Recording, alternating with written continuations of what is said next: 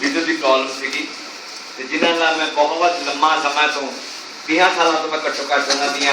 पंजाब के विद्यक खेत्र प्राप्तियां भी की ने, जो उन्हें पल्ला मारी संघर्ष किया ने, जो चानन बनाना ने आने वाली पीढ़ियों लिए उन्होंने नतमस्तक होंदा होया और स्टेज पे बैठे बहुत ही सूझमान दोस्तों प्रशांत जी को, मनजीत जी को, सुमीर जी को, सुमीत होरां ते बाकी सारे मेरे सामने बहुत ही बैठे ने, मेरे दोस्त सारे बहुत सारे जानने वाले ने, बहुत सारे नवे भी होंगे, खास तौर पे नत होनी बैठे ने और बहुत सारे मेहते होनी ने। मैं कोई सिंगर नहीं हैगा, मैं ना गायक हैगा, पर जो मैडिकल कॉलेज दिनों तो लैके जो भी संघर्ष करने वाले लोगों बहना है ਜਾਂ ਉਹਨਾਂ ਲੋਕਾਂ ਨੂੰ ਕੁਝ ਹੁੰਦਾ ਹੈਗਾ ਜਦੋਂ ਜਿਨ੍ਹਾਂ ਤੋਂ ਸਮਾਜ ਦੇ ਸੰਗੇਰੇ ਭਵਿੱਖ ਲਈ ਕੋ ਆਸ ਹੁੰਦੀ ਹੈ ਜਾਂ ਉਹ ਸੰਗੇਰੇ ਭਵਿੱਖ ਲਈ ਸੰਘਰਸ਼ ਕਰ ਰਹੇ ਨੇ, ਲੜਾਈਆਂ ਲੜ ਰਹੇ ਨੇ, ਸਮਾਜ ਨੂੰ ਅੱਗੇ ਤੋਰਨਾ ਚਾਹ ਰਹੇ ਨੇ, ਤਾਂ ਉਹਨਾਂ ਲੋਕਾਂ ਨੂੰ ਲੱਗਦਾ ਕੁਝ ਕਵਿਤਾਵਾਂ ਜਾਂ ਕੁਝ ਰਚਨਾਵਾਂ, ਕੁਝ ਸ਼ਬਦ, ਕੁਝ ਤੁਕਬੰਦੀ सचमुच ही मैं इस करके नहीं कि मैं कोई सिंगर बन के तुम्हारे सामने कोई अपना पेशकारी करना चाहता, बल्कि मैं हर बार खुद अपने आप को ताकत मिलती है, स्ट्रेंथ मिलती है, मैं आप खुद तगड़ा होना है वो लाइना गुनगुना के या साझिया करके। तो मेरे को दो तरह की लाइना ने, एक तो पंजाब के बहुत ही पंजाबी कवि बली चीमा जो अजकल यूपी च रहिंदे ने, उन्होंने 20-30 साल पहला लिखी कविता जी मैं किसी वेले गुनगुनाया करता सीगा, उहदियां 3-4 जो टुकड़ियां लाइनां ने अज दे समय किसानी नाल जुड़ के या पिंडां नाल जुड़ के वो कहियां जा सकदियां हैगियां, जां सुदीप पात्र दी वो कविता जिथों अज दे माड़े इन्हां काले दौर विच हर पासे हनेरा नजर आ रहा, चाहे वो आर्थिक जीवन है मुल्क का, चाहे सियासी जीवन है, चाहे समाजिक जीवन है, चाहे किसानी है, चाहे विद्यार्थी है, चाहे मजदूर है, चाहे दलित है, चाहे आदिवासी है उन्होंने, और चाहे तो समाज का जो दृश्य पेश हो रहा है, जो एक असहनशीलता का माहौल है, फिरका परस्ती का माहौल है, एक विशेष तरह के एजेंडे को हिंदू राज बनाने का या उस तरह एजेंडे को प्रफुल्लित करने का हल्लाशेरी देने का माहौल है, उस माहौल कुछ जो दृढ़ लोगों की दृढ़ता है, कुछ लोगों की उस माहौल को ना पटपन देने उस बारे कविता ने जी कहोगे वो सुना देना।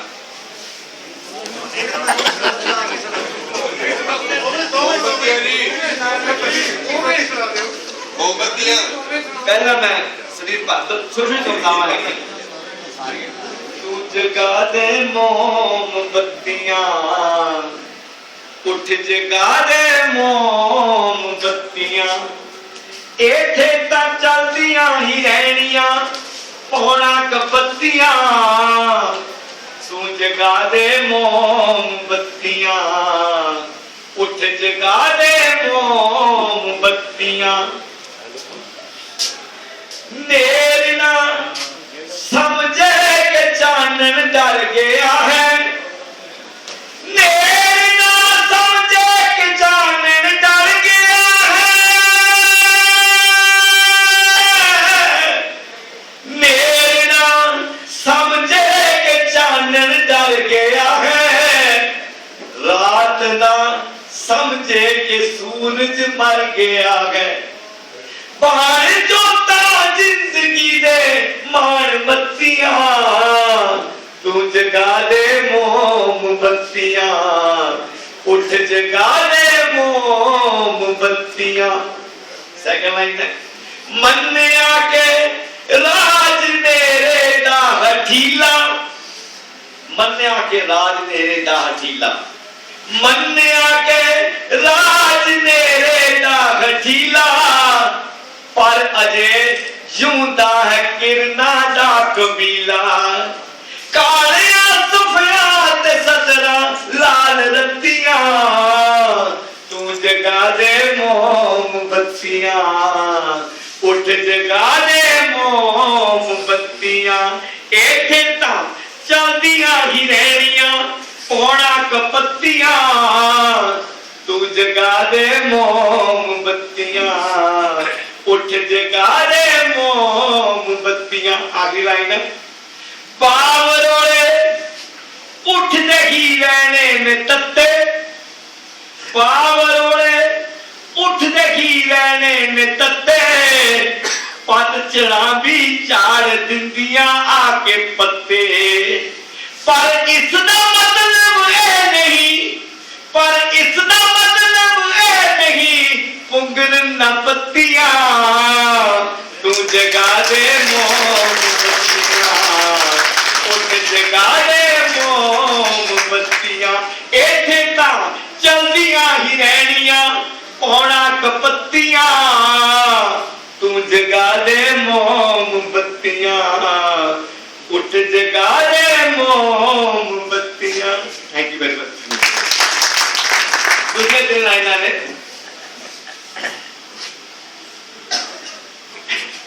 ले मशाले चल पड़े हैं लोग मेरे गांव के, सारे मगर बोले एक बार, ये मशाले चल पड़े हैं लोग मेरे गांव के, अब अंधेरा जीत लेंगे लोग मेरे, अब अंधेरा जीत लेंगे लोग मेरे गांव के। पूछती है झोपड़ी और पूछते हैं खेत भी,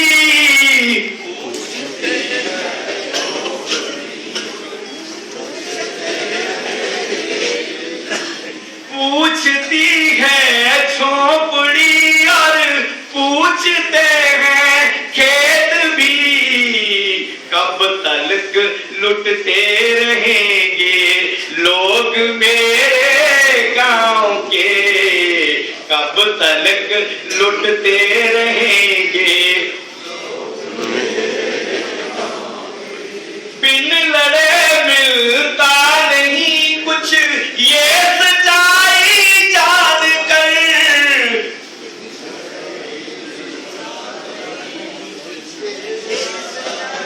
पूरे जोरदार, बिन लड़े मिलता नहीं कुछ ये सच्चाई जान कर, बिन लड़े कुछ मिलता बिन लड़े मिलता नहीं कुछ ये सच्चाई जान कर, अब लड़ाई लड़ रहे हैं लोग मेरे गांव के, अब लड़ाई लड़ रहे हैं लोग मेरे गांव के। इनकलाब जिंदाबाद, जिंदाबाद, जिंदाबाद।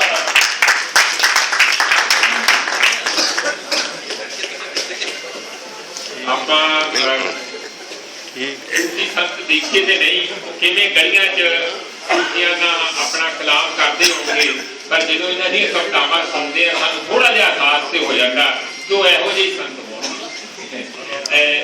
ਮੈਂ ਹੁਣ ਆਖਿਰ ਵਿੱਚ ਇਹਨਾਂ ਨੂੰ ਆਪਣਾ ਪ੍ਰਸ਼ਾਂਤ ਭੂਸ਼ਣ ਜੀ ਨੂੰ ਇਨਵਾਈਟ ਕਰੂੰਗਾ। ਕਈ ਵਾਰੀ ਉਹਨਾਂ ਬਾਰੇ ਵੀ ਸਾਨੂੰ ਇੰਝ ਲੱਗਦਾ ਜਿਸ ਤਰ੍ਹਾਂ ਨਾ ਸਾਡਾ ਇੱਕ ਐਟੀਟਿਊਡ ਹੁੰਦਾ, ਘਰ ਦਾ ਜੋਗੀ ਜੋਗੜਾ ਬਾਹਰ ਦਾ ਜੋਗੀ ਸਿੱਧ। ਪਹਿਲੀ ਵਾਰੀ ਜਦੋਂ ਮੈਂ ਉਹਨਾਂ ਨੂੰ ਮਿਲਿਆ ਬੜਾ ਇੱਕ ਤੁਹਾਨੂੰ ਜਦੋਂ ਇਹਨਾਂ ਨਾਮ ਥਾਮ ਕਿਸੇ ਇਨਸਾਨ ਦਾ ਸੁਣਿਆ ਹੋਵੇ, ਇਹਨਾਂ ਲੜਾਕੂ ਉਹਨਾਂ ਦਾ ਇਮੇਜ ਹੋਵੇ, ਤੁਹਾਨੂੰ ਲੱਗਦਾ ਕਿ ਤੁਸੀਂ ਉਹਨਾਂ ਨਾਲ ਜਦੋਂ ਗੱਲ ਕਰੋਗੇ ਤੇ ਕਿਵੇਂ ਕਰੋਗੇ। ਤੇ ਅਸੀਂ 5-6 ਜੋ ਲੋਕ ਗਏ, ਅਸੀਂ 15-20 ਮਿੰਟ ਗੱਲ ਕੀਤੀ, ਉਹ ਬਿਲਕੁਲ ਨਹੀਂ ਬੋਲੇ ਜਿਹੋ ਜਿਹਾ ਉਹਨਾਂ ਦਾ ਨਾਂ ਉਹੋ ਜਿਹਾ ਹੀ ਸੁਭਾਅ। पर मैनू हजे भी याद आ वो 5 या 6 सेंटेंस बोले साढ़े 15-20 मिनट बोलने तो बाद, पर उन्नी ही गल सी उहदे च सारा कुछ समराइज हो गया। ये हुंदा आ कि ਜਦੋਂ ਤੁਸੀਂ बहुत ही विचारां प्रति क्लीयर आ, बहुत ही उन्हां बारे जानते आ, ਤਾਂ ਸਾਨੂੰ बहुत लंबी लंबी गल ਜਾਂ बहुत लंबे लंबे भाषण देने की नहीं लोड़ पैंदी। जिहदा मतलब ये नहीं कि वो अपनी गल लंबी नहीं कर, जिथे ते सब तुहानूं सुणन आए आ। पर मैनूं इंज लगा कि वाकया ही जो तुसीं एक प्रशांत जी नाल गल करदे आ तां तुहानूं इह लगदा है कि अलग किस्म की आत्मा दे नाल एक अलग किस्म के इंसान नाल तुसीं गल करदे। और यही कारण है कि ये साडियां कोर्टां ਜਿਹੜੀਆਂ ਉਹ देखो कि जो याकूब मैनन ਨੂੰ फांसी की सजा हुई सी ते इन्हां ने कहा कि मैनूं नहीं लगता कि ये जायज़ है, ਇਹਦੇ ਚ ਅਜੇ ਵੀ ਸਾਨੂੰ ਰਿਵਿਊ ਕਰਨਾ ਚਾਹੀਦਾ ਕਿ ਸੁਪਰੀਮ ਕੋਰਟ ਦੀ ਅੱਧੀ ਰਾਤ ਨੂੰ ਕੋਰਟ ਲਾ ਕੇ ਦੁਬਾਰਾ ਉਹਦੀ ਸੁਣਵਾਈ ਕੀਤੀ। ਇਹ ਛੋਟੀ ਗੱਲ ਨਹੀਂ ਕਿ ਦੇਸ਼ ਦੇ इतिहास में पहली बार यह गल हुई होगी। मैनू ये लगता कि जे तुसीं सच्ची लड़ाई लड़ते हैं, दिलों लड़ाई लड़ते हैं, ईमानदारी की लड़ाई ने और सच लई लड़ाई लड़ते हैं, तां ਜਿਹੜੇ ਵੱਡੀਆਂ ਵੱਡੇ ਅਫਸਰ ਕਹਿ ਲੋ, ਮਿਨਿਸਟਰ ਕਹਿ ਲੋ, ਸਰਕਾਰਾਂ ਕਹਿ ਲੋ, ਉਹਨਾਂ ਦੇ ਅੰਦਰ ਵੀ ਤੁਹਾਡੀ ਇੱਕ ਦਹਿਸ਼ਤ ਹੁੰਦੀ ਆ, ਡਰ ਹੁੰਦਾ, ਭੈ ਹੁੰਦਾ, ਉਹ ਵੀ ਤੁਹਾਡੇ ਅੱਗੇ ਝੁਕਦੇ ਆ, ਤੁਹਾਨੂੰ ਸੁਣਦੇ ਆ, ਤੁਹਾਡੀ ਇੱਜ਼ਤ ਕਰਦੇ ਆ। ਇਹ ਉਸ ਕਿਸਮ ਦੇ ਸਾਡੇ ਵਿੱਚ ਇਨਸਾਨ ਚਿਹਰੇ ਹੈ ਪ੍ਰਸ਼ਾਂਤ ਭੂਸ਼ਣ ਜੀ, ਜੋ ਸਾਡੇ ਵਾਂਗੂ ਹੀ ਉਨੀ तीखणता के नाल, उन्नी ही कमिटमेंट के नाल कोर्ट में लड़ाई लड़ते हैं, जिन्नी तीखणता ते कमिटमेंट से लड़ाई असीं जोश के नाल सड़कों ते लड़ते हैं। प्रशांत भूषण जी अपने विचार।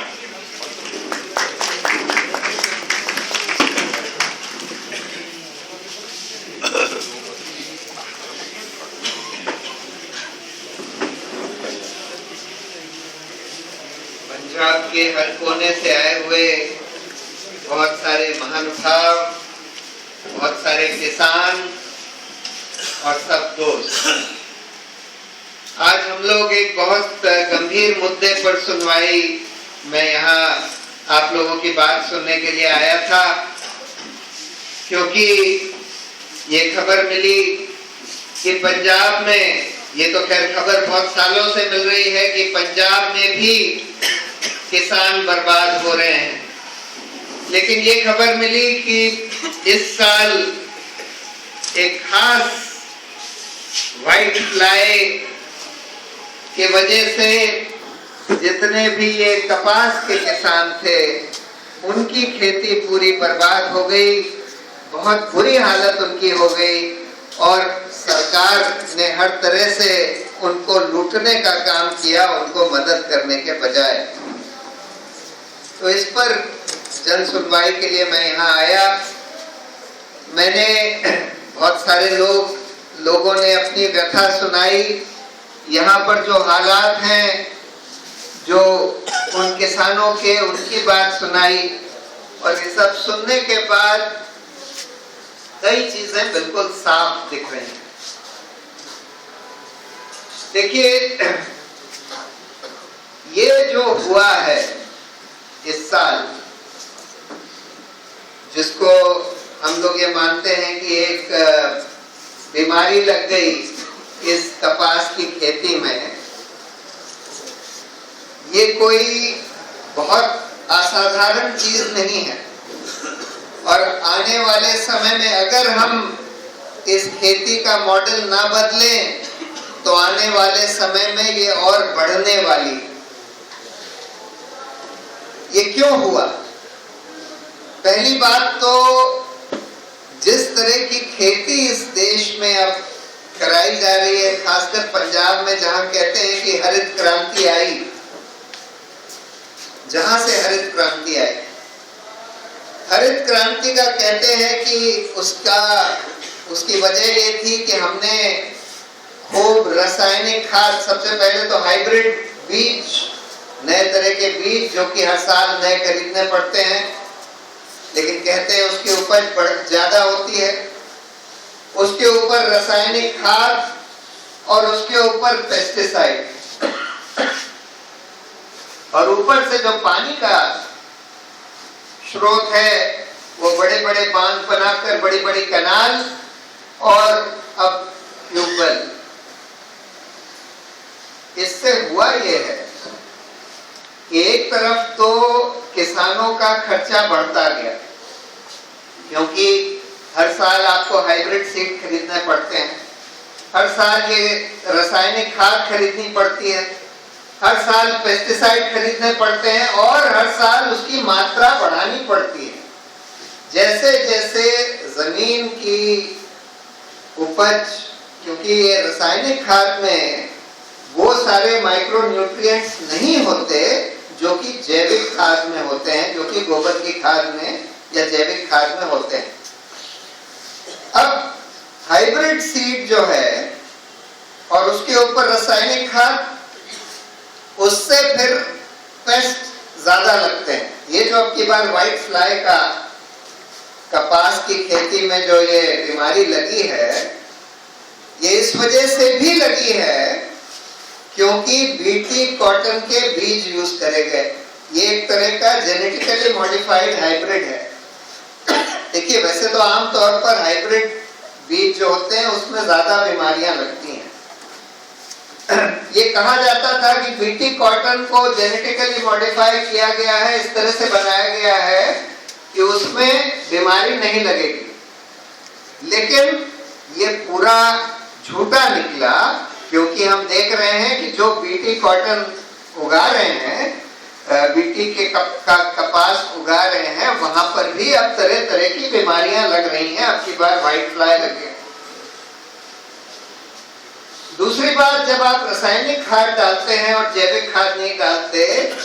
तो उसके वजह से भी बीमारियां और ज्यादा लगती हैं, और इस वजह से हमको पेस्टिसाइड डालने पड़ते हैं, तरह तरह के पेस्टिसाइड डालने पड़ते हैं, और उसकी मात्रा हर साल बढ़ानी पड़ती है। उसके वजह से खर्चा तो बहुत बढ़ गया। जैसे आप लोगों ने सबने सुना, आपको सबको पता है कि 40,000 रुपए एकड़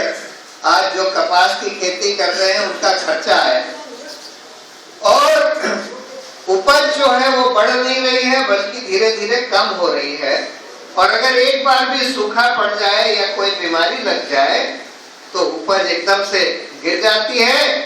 किसान को उसका कुछ नहीं मिलता। ये सब खाद वगैरह खरीदने के लिए जो कर्जा लेना पड़ता है उसको वापस नहीं कर पाता, और फिर आत्महत्या किसान कर रहे हैं। आपको मालूम है कि गुजरात में एक बड़ा सा बांध बना है, सरदार सरोवर बांध, जिसको मोदी जी और गुजरात के जो मंत्री वगैरह रहे हैं, मुख्यमंत्री, वो ये कहते रहे हैं कि ये गुजरात की लाइफलाइन है, जैसे यहाँ पे भाखड़ा के बांध को कहते थे।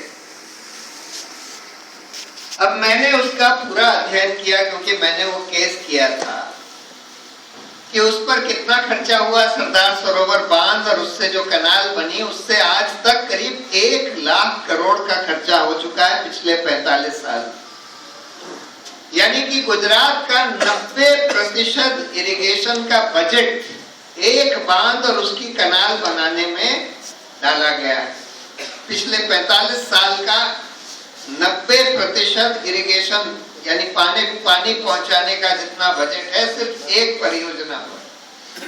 आज उससे करीब 3 लाख हेक्टेयर की सिंचाई हो रही है, सिर्फ 3 लाख हेक्टेयर, जो कि गुजरात का 2% जमीन भी नहीं है, 2% से भी कम।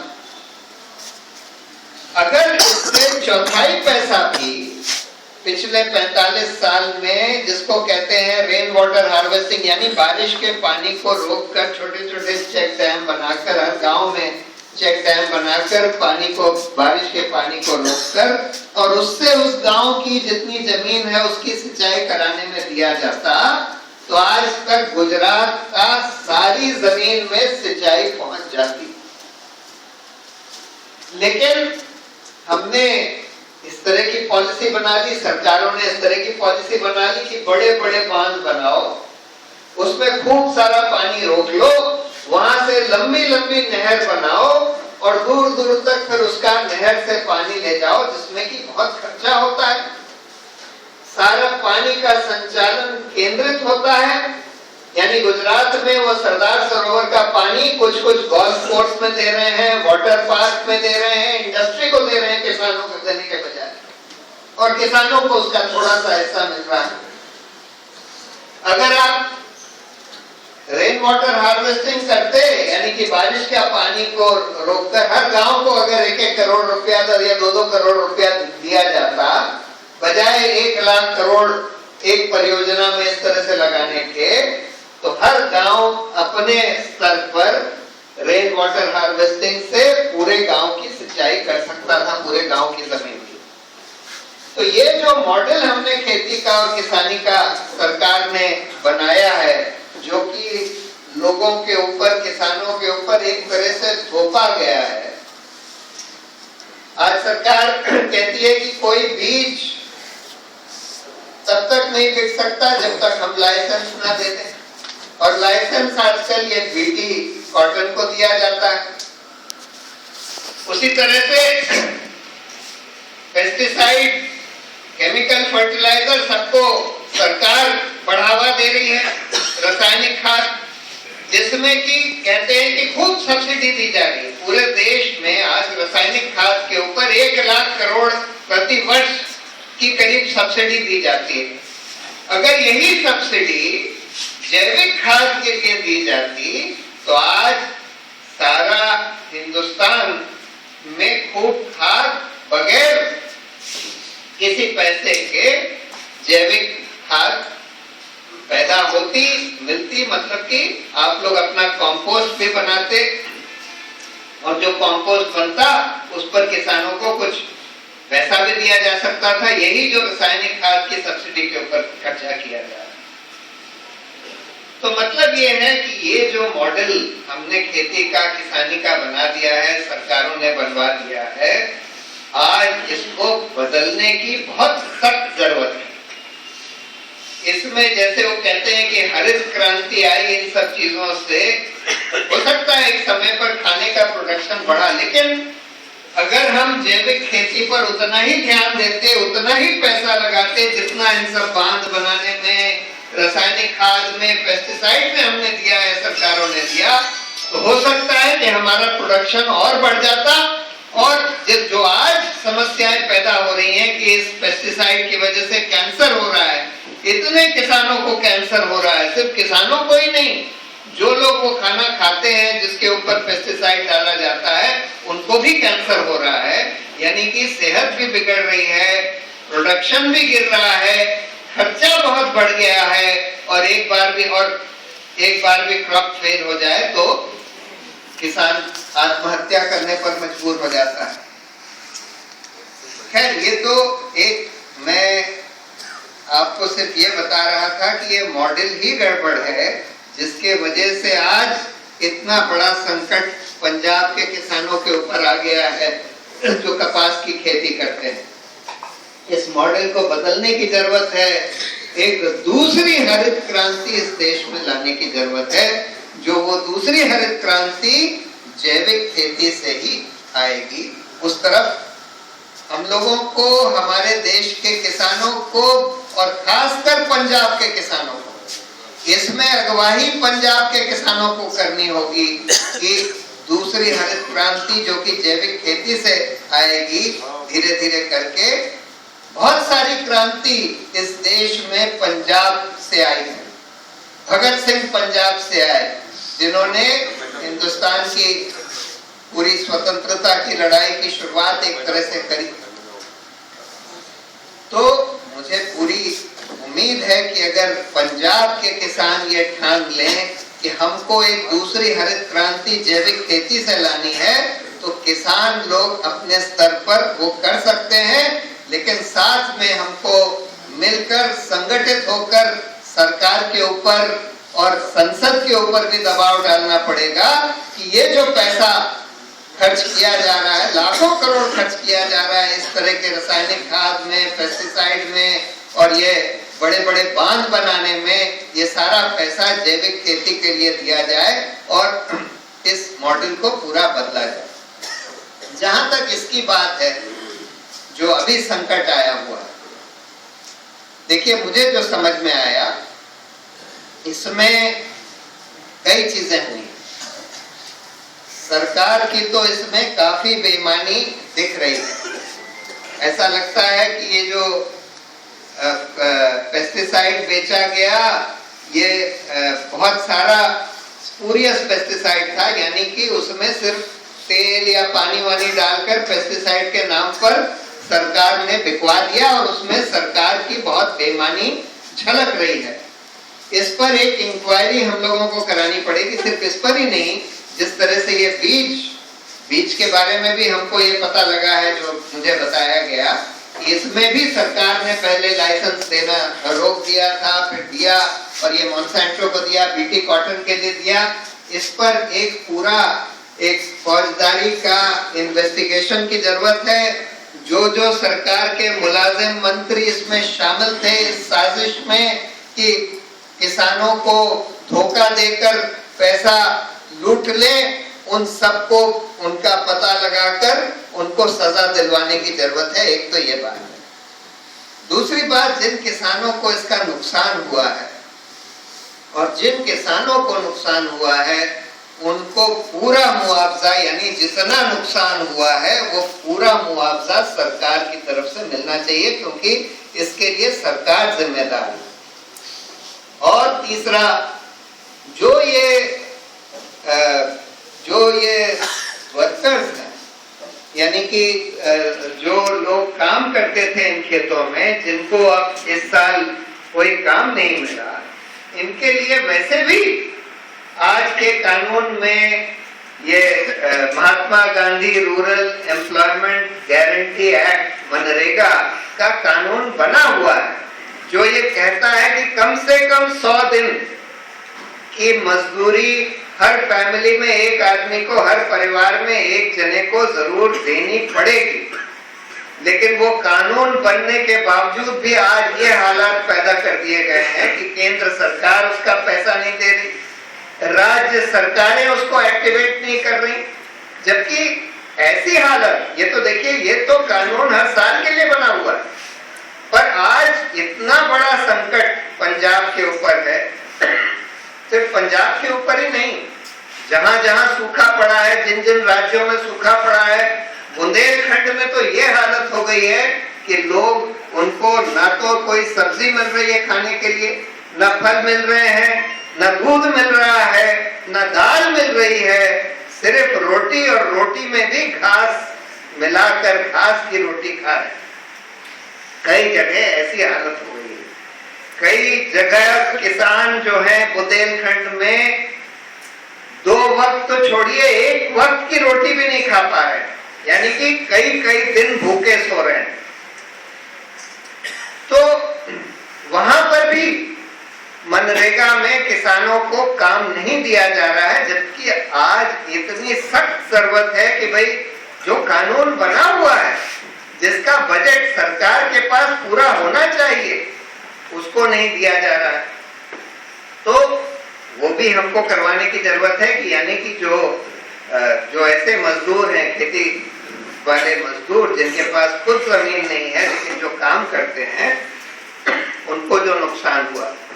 और यहाँ बहुत सारे लोगों ने बोला कि भाई मुआवजा जो सरकार दे रही है 8,000 रुपए एकड़, पहली बात तो वो बहुत कम है, क्योंकि खर्चा करीब 40,000 एकड़ हुआ है। लेकिन दूसरी बात, कई जगह मुआवजा गलत लोगों को दिया जा रहा है, यानी कि जो लोग कपास की खेती नहीं भी कर रहे, उन लोगों को मुआवजा दिया जा रहा है। तो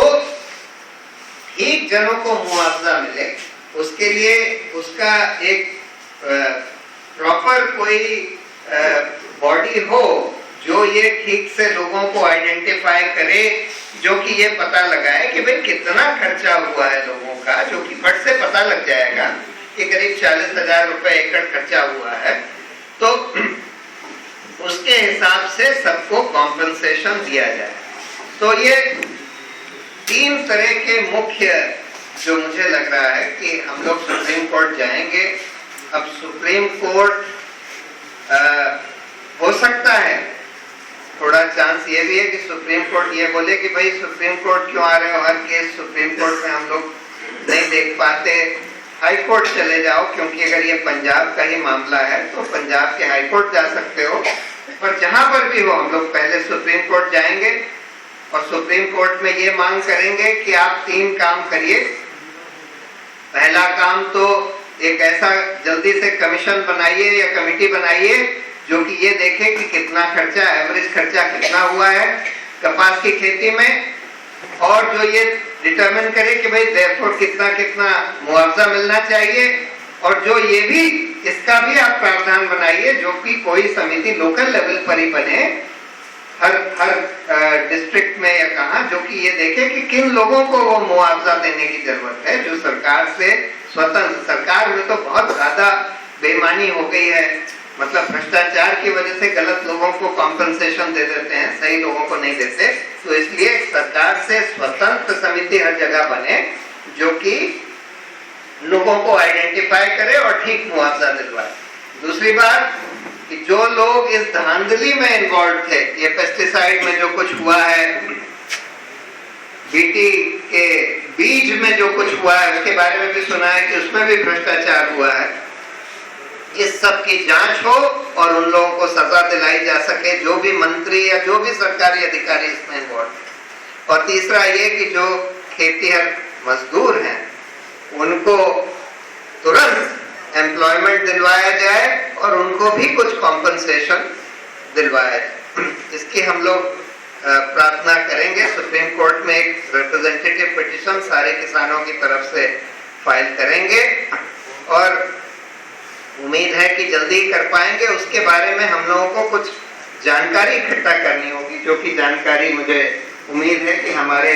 स्वराज अभियान के दोस्त लोग इकट्ठा कर लेंगे, जिसके आधार पर हम लोग बिल्कुल ठोस फैक्ट्स लेकर सुप्रीम कोर्ट जा सके। जल्दी से जल्दी ये फाइल करी जाएगी। मुझे उम्मीद है कि महीने भर के अंदर डेफिनेटली हम लोग सुप्रीम कोर्ट में ये पिटीशन फाइल कर देंगे।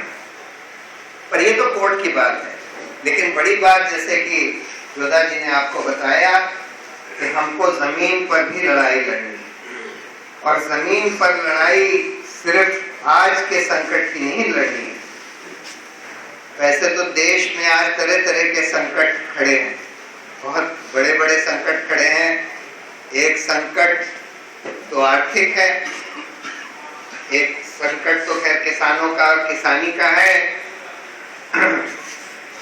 एक संकट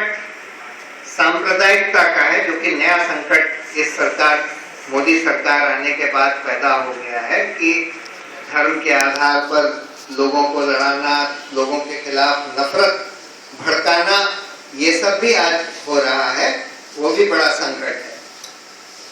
एक संकट पर्यावरण का है, जो कि पूरे विश्व का संकट है, हिंदुस्तान का भी है, जिसके तहत कई चीजें हो रही हैं।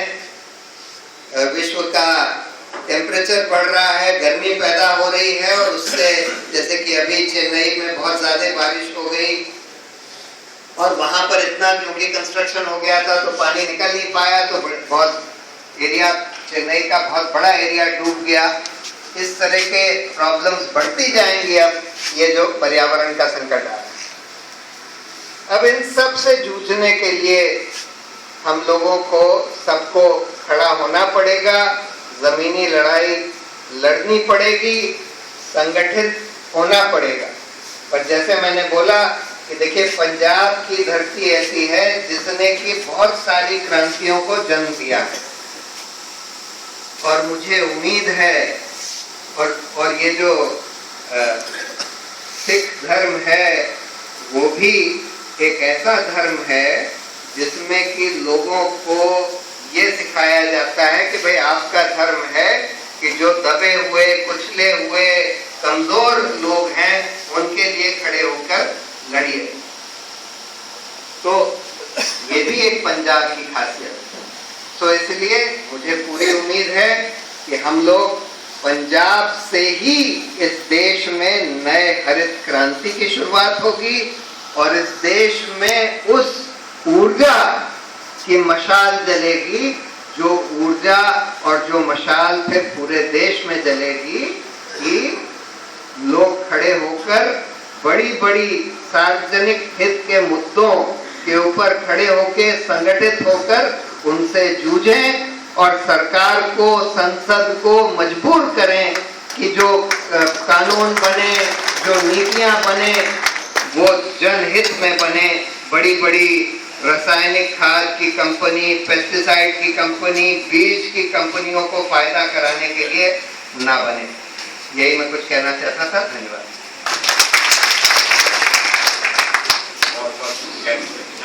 जाना एक मिनट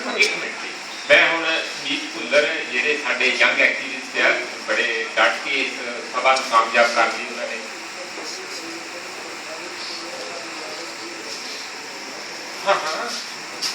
नहीं लड़ाई कह रहे हैं कि लोग इतने अनाउंस कर दो कि लड़ाई फ्री होगी, कोई ਉਹਦੇ ਤੇ ਕਿਸੇ ਦਾ कोई चार्ज नहीं होगा। ਤੇ फ्री ਤੇ चलो मतलब ਅਸੀਂ ਸਾਰੇ ਲੱਗੇ ਹੋਏ ਆ ਦਿਨ ਰਾਤ ਕਰਕੇ ਤੇ ਇਹੀ ਮਿਹਨਤ ਹੀ ਸਾਡੀ ਹੈਗੀ, ਉਹ ਵੀ ਮਿਹਨਤ ਸਾਡੇ ਨਾਲ ਕੱਟ ਕੇ ਕਰਨਗੇ, ਇਹਦੇ 'ਚ ਕੋਈ ਦੋ ਰਾਏ ਨਹੀਂ ਹੈ। ਮੈਂ ਸਮੀਤ ਭੁੱਲਰ ਨੂੰ ਬੇਨਤੀ ਕਰਦਾ, ਸਮੀਤ ਭੁੱਲਰ ਵਲੰਟੀਅਰਸ ਫਰੰਟ ਦੇ ਪ੍ਰਧਾਨ ਵੀ ਹੈਗੇ ਆ ਤੇ ਇਹਨਾਂ ਨੇ ਬਹੁਤ ਇਸ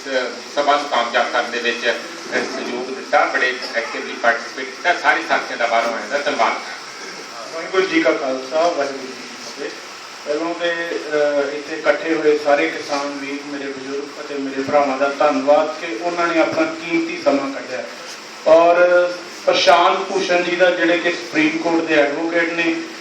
ਸਾਡੇ MP ਡਾਕਟਰ ਧਰਮਵੀਰ ਗਾਂਧੀ ਜੀ ਦਾ, ਕਿ ਜਿਹੜੇ ਪਿਛਲੇ ਕਈ ਸਾਲਾਂ ਤੋਂ ਇਸ ਸੰਘਰਸ਼ ਦੇ ਵਿੱਚ ਰਹੇ ਨੇ, ਜਿਹਦੇ ਵਿੱਚ ਮਜ਼ਦੂਰਾਂ ਦਾ ਔਰ ਕਿਸਾਨਾਂ ਦੀਆਂ ਜਿਹੜੀਆਂ ਮੁਸੀਬਤਾਂ ਨੇ ਉਹਨਾਂ ਦੇ ਨਾਲ ਲੜਦੇ ਨੇ। ਸਭ ਤੋਂ ਪਹਿਲੀ ਗੱਲ ਹੈ ਕਿ ਕਿਸਾਨ ਦੀ ਪਰਿਭਾਸ਼ਾ ਕੀ ਹੈ। ਕਿਸਾਨ ਪੰਜਾਬ ਦੀ ਇਸ ਦੇਸ਼ ਦੀ ਅਰਥ ਵਿਵਸਥਾ ਦੀ ਉਹ ਕੜੀ ਹੈ ਕਿ ਜਿਹੜਾ ਪੈਦਾ ਖੁਦ ਕਰਦਾ ਆ ਔਰ ਜਿਹੜਾ ਖਰੀਦਦਾ ਆ, ਉਹਦਾ ਮੁੱਲ ਪੈਦਾ ਕਰਨ ਵਾਲਾ ਨਹੀਂ ਉਹਦਾ ਤੈਅ ਕਰਦਾ, ਮੁੱਲ ਤੇ ਉਹ ਤੈਅ ਕਰਦਾ ਜਿਹੜਾ ਉਹਦੇ ਤੋਂ ਖਰੀਦਣ ਹੁੰਦਾ। ਅਸੀਂ ਕਿਸੇ ਦੁਕਾਨ ਤੇ ਚਲੇ ਜਾਂਦੇ ਹਾਂ, ਅਸੀਂ ਕੋਈ ਚੀਜ਼ ਮੰਗਦੇ ਹਾਂ ਕਿ ਆਹ ਸਾਨੂੰ ਚਾਹੀਦਾ, ਅਗਲਾ ਦੁਕਾਨਦਾਰ ਨੇ ਮੁੱਲ ਤੁਹਾਨੂੰ ਦੱਸਣਾ, ਤੁਸੀਂ ਨਹੀਂ ਤੈਅ ਕਰਦੇ। ਜਦੋਂ ਤੱਕ ਇਹ ਰਵਾਇਤ ਨਹੀਂ ਟੁੱਟਦੀ ਕਿ ਜਿਹੜਾ ਪੈਦਾ ਕਰਦਾ ਹੈ ਉਹ ਬੋਲੀ ਲਾ ਕੇ ਆਪਣੀ ਚੀਜ਼ ਵੇਚੇਗਾ, ਉਦੋਂ ਤੱਕ ਇਹ ਮੈਨੂੰ ਲੱਗਦਾ ਹੈ ਕਿ ਮਸਲਾ ਹੱਲ ਨਹੀਂ ਹੁੰਦਾ। ਸੋ ਜਿਹੜਾ ਅੰਨਦਾਤਾ ਆ, ਸਾਡੇ ਦੇਸ਼ ਦਾ ਅੰਨਦਾਤਾ ਆ, ਇਹ ਸਰਕਾਰਾਂ ਦੀ ਨੀਤ ਐਵੇਂ ਰਹੀ ਹੈ। ਇਸ ਸਾਲ 2015 ਦੇ ਵਿੱਚ 448 ਲੱਖ ਟਨ ਦਾਲਾਂ, ਜਿਹਦੇ ਵਿੱਚ ਮੂੰਗੀ, ਮਸਰ, ਮਟਰ, ਛੋਲੇ ਬਾਹਰਲੇ ਦੇਸ਼ਾਂ ਤੋਂ ਮੰਗਵਾਏ ਗਏ, ਇੰਪੋਰਟ ਕੀਤੇ ਗਏ। ਔਰ ਪਿਛਲੇ ਸਾਲ 2014 ਦੇ ਵਿੱਚ ਜਿਸ ਰੇਟ ਤੇ ਕੀਤੇ ਗਏ ਉਹ ਸੀ $700 ਪਰ ਟਨ, ਔਰ ਇਸ ਵਾਰ ਕੀਤੇ ਗਏ $2100 ਪਰ ਟਨ। 3 ਗੁਣਾ ਰੇਟ ਜਿਹੜਾ ਸਪਲਾਇਰ ਬਾਹਰ ਵਾਲੇ ਉਹਨਾਂ ਨੂੰ ਦੇ ਦਿੱਤਾ ਗਿਆ, ਔਰ ਜਿਹੜਾ ਇੱਥੇ ਕਿਸਾਨ ਆ ਉਹਦੀ ਮਿਨੀਮਮ ਸਪੋਰਟਿਵ ਪ੍ਰਾਈਸ ਨਹੀਂ ਤੈਅ ਕੀਤੀ ਗਈ। ਸੋ ਕਿਸਾਨ ਜਥੇਬੰਦੀਆਂ ਨੇ ਸੰਘਰਸ਼ ਕੀਤੇ, ਉਹਨਾਂ ਨੇ ਰੇਲਾਂ ਰੋਕੀਆਂ, ਉਹਨਾਂ ਦਾ ਆਪਣੇ ਤਰੀਕੇ ਨਾਲ ਸੰਘਰਸ਼ ਕੀਤੇ, ਉਹਨਾਂ ਨੂੰ ਵੀ ਕਾਮਯਾਬੀ ਮਿਲੀ। ਪਰ ਜੇ ਪੂਰਨ ਕਾਮਯਾਬੀ ਚਾਹੀਦੀ ਆ, ਸਾਨੂੰ ਇਹਨਾਂ ਤੋਂ